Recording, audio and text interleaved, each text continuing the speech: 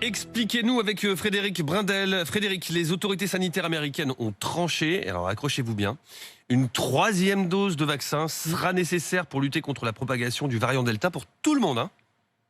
Oui, et c'est une campagne de rappel qui sera lancée à partir du 20 septembre prochain, ça arrive, pour tous les Américains déjà double vaccinés, que ce soit avec Moderna ou Pfizer.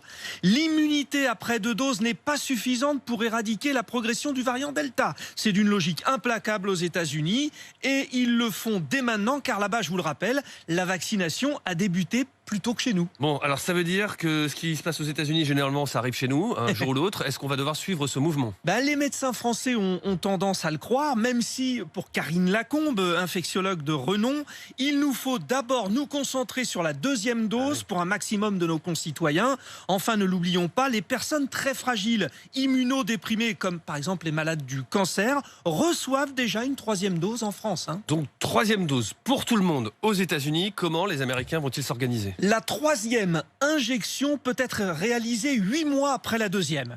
Nous le disions, les études confirment que la protection contre l'infection baisse légèrement avec le temps. Des formes légères de la maladie réapparaissent possiblement après la 2e dose. Mais plus inquiétant, les doubles vaccinés pourraient être victimes de cas sévères de la maladie, avec hospitalisation, voire même avec des décès, s'ils ne font pas de rappel, en particulier pour les personnes les plus fragiles. Cette campagne de rappel reste toutefois suspendue à l'autorisation de l'Agence américaine des médicaments, mais ça semble être une simple formalité. Donc ça va débuter mi-septembre, si j'ai bien suivi, c'est ça? Oui. Et est-ce qu'il y aura des priorités dans le calendrier? D'abord les personnes âgées, je sais pas. Les premières personnes à pouvoir en bénéficier, ce sont les pensionnaires des maisons de retraite, les autres personnes âgées, et là encore, les Américains ont tranché, les professionnels de santé, parce qu'ils ont été les premières catégories de population à se faire vacciner en décembre 2020. Suivront les professionnels chargés d'administrer cette 3e dose. Précisons que pour les vaccinés par l'injection unique de Johnson & Johnson,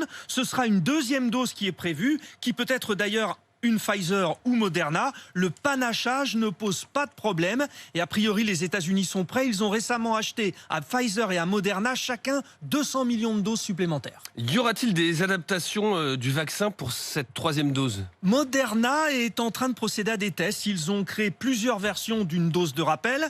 Des études américaines, on en avait parlé déjà, ont récemment donné un avantage d'efficacité à Moderna sur Pfizer. Elles ont noté pour les deux d'ailleurs une moins bonne protection contre le variant anglais que contre les précédentes souches. Même si cela reste à confirmer dans le reste du monde, on peut imaginer que ces laboratoires ont été boostés par ces études. Et puis d'autres variants aussi pourraient arriver. Et il n'est pas sûr que les vaccins en circulation soient pleinement adaptés. Vous l'avez compris, la recherche est permanente. Et les États-Unis ne sont pas les seuls à se lancer dans ce rappel. Israël a récemment abaissé à 50 ans l'âge minimum pour se faire administrer une 3e dose. Plus d'1 million d'Israéliens éligibles l'ont déjà reçu. L'organisme d'assurance maladie du pays a procédé immédiatement à des tests sur environ 150 000 personnes âgées de plus de 60 ans. Et là, écoutez bien, 37 personnes du groupe des triples vaccinés ont contracté le virus contre 1064 appartenant au groupe de ceux qui n'avaient que 2 doses. On voit bien la différence. Pour chaque cas, la forme de la maladie n'a pas été précisée quand même. Bon, cette 3e dose, on l'a compris, elle semble inévitable, mais est-ce que tous les pays vont devoir y passer? Eh bien, pas forcément, car il y a un os, hélas. Ça vous rappelle quelque chose. Il est soulevé par l'Organisation mondiale de la santé, l'OMS. Par souci d'égalité entre pays riches et pays pauvres, elle recommande d'atteindre une couverture vaccinale complète des régions à faible couverture, comme l'Afrique, avant de lancer la 3e dose dans les pays à revenus plus élevés. C'est pas Solidarité, demain la veille, c'est pas demain la veille. Et de toute façon, elle dit que la circulation du variant Delta dans ces zones favorise la transmission partout dans le monde. Donc ça limite un peu l'égoïsme, mais je vous rappelle qu'ils ont été pratiquement pas du tout servis, ces pays pauvres. Exactement. Et les États-Unis ont pourtant lancé leur programme de rappel.